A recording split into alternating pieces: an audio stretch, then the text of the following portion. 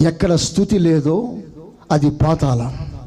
అది సంఘమైనా, అది పెద్ద సమాజమైనా, అది పేరు మోసిన పెద్ద పెద్ద కూటాలైనా, ఎక్కడ దేవునికి స్తుతి కలగదో, ఎక్కడ దేవునికి మహిమ రాదో, ఎక్కడ ప్రజలు దేవుని ఘనపరచడానికి ఇష్టపడరో, స్తుతించరో, అది పాతాళంతో సమానం. అక్కడ దేవుడు లేడు.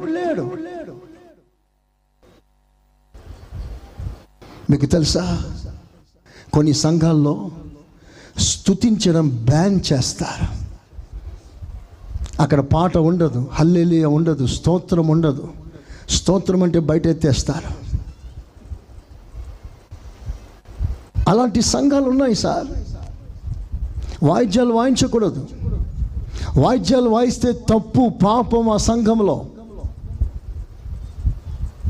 మరి దేన్ని బేస్ చేస్తారో మనకు తెలియదు.